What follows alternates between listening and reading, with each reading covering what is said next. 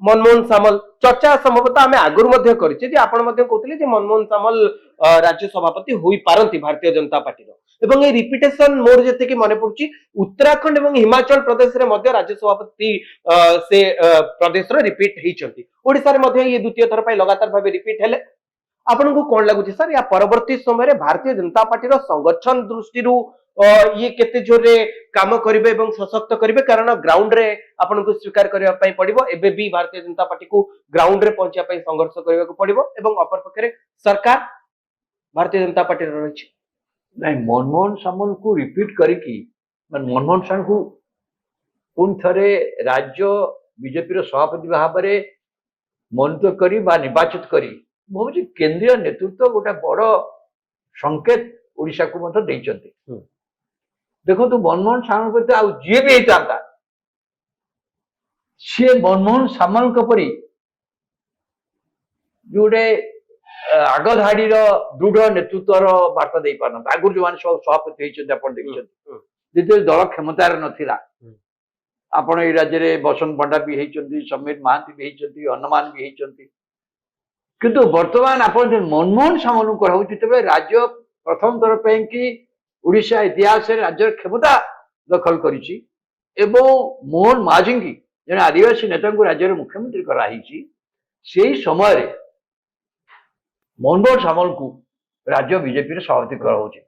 कहीं कराऊे आप मनते हुए जिते राज्य बीजेपी सभापति भाव में 2023 समीर महांती पर केंद्र नेतृत्व नॉमिनेट कले कहीं देते कारण से अनुभव कले ओडिशा रे गोटे संगठन गोटे दृढ़ नेतृत्व आवश्यकता अच्छी एवं आगु निर्वाचन अच्छी निर्वाचन पूर्व आईले मनमोहन सामल का नेतृत्व को आईले एवं मनमोहन सामल का नेतृत्व देखागला एवं दृढ़ता जोगु हो पारे लक्ष्य जोगु हो पारे जे दल मेंट करिबो नाही एकाकी निर्वाचन लड़िबो ये जो पृष्ठभूमिटा से तैयारी कले जहाँपर कला दल क्षमता को आसला दल क्षमता को आसीगला देखो तो प्रथम तक राज्य क्षमता को आसी जो क्षमता मोहन माझी एवं कैबिनेट से वस्तुत गोटे दृष्टि नुआ सरकार दृष्टि से अभिज्ञ मोहन माझी जो चार विधायक थे अपोजिशन चीफ थे किंतु सरकार चलबारे एमाने बहुत अभिज्ञ नुहति एवं दल भितर गोष्ठी विवाद बहुत दल जो मंत्री होती